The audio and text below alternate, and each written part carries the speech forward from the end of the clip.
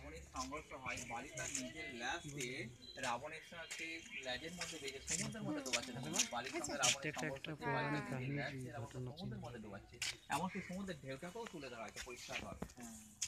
কারণ বালির এমনই ক্ষমতা ছিল, বালি যার সঙ্গে যুদ্ধ করতো তার অর্ধেকটা ক্ষমতা সে নিজে টেনে নিতে পারতো। যেখানে রামচন্দ্র পেছন থেকে তীর মেরে বালিকে হত্যা করে, বালির সঙ্গে রাবণের সংঘর্ষ হচ্ছে, বালি তার নিজের ল্যাজ দিয়ে রাবণকে সমুদ্রের মধ্যে ডোবাচ্ছে।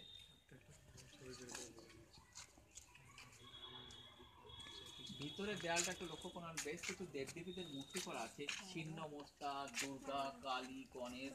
উপরে ভিতরে দেয়ালে ছিন্ন মস্তা, দুর্গা, হ্যাঁ, কালী, গণেশ। উপরে পক্ষীরাজ গুরুর একটা বস্তির উপরে চেপে আছে। পুরো মন্দিরটা তো পক্ষীরাজ গুরু পুরো একটা মন্দিরটা বস্তির আসছে না, উপরে চেপে আছে। প্রথমে দেখেছি তো এখান থেকে তুলতে হবে সেই তো। বিষ্ণুর যে 10টা অবতার, যে মৎস্য অবতার একটা এখানে তুলে ধরা হয়েছে। হ্যাঁ ওইখানেও ছিল বলে মস্ত এখানে দেখুন একটা পাখির ক্ষমতারই পরিচয় দেওয়া আছে, একটা অস্ট্রিচ পাখি বেশ কিছু হাতির বাচ্চাকে নিয়ে উড়ে যাচ্ছে।